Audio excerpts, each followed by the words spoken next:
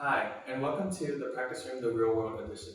My name is Johnny To, and I attended AFA during the summers of 2017 and 2018 in the Symphony Orchestra program.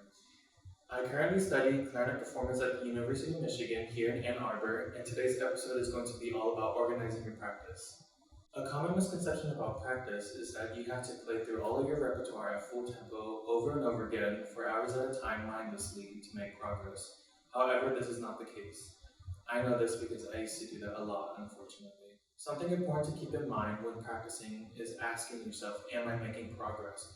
Am I doing the work that will make me better?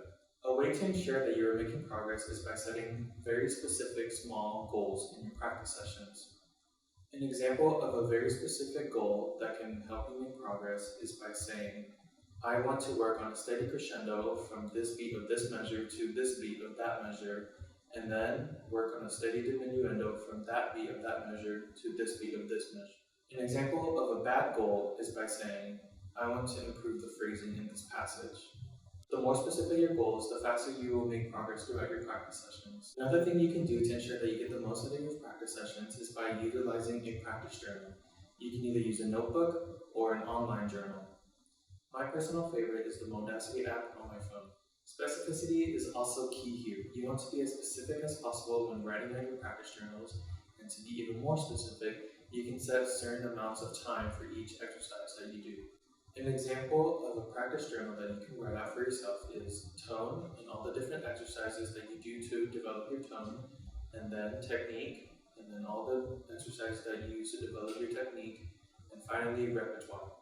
When writing out your practice journal, it is helpful to write the specific goals that you want for yourself that we talked about earlier, to write them in your journal under each exercise. This super organized practice journal combined with timers for each exercise is how I personally get the most out of my practice sessions. To conclude, you want to always make sure that you're practicing mindfully and that you're making progress with every minute that you spend in the practice room. And this can be done by having a very specific practice journal with very specific goals and timing yourself. Thanks for joining, and stay tuned for more alumni videos on the Real World Edition of the Practice Room.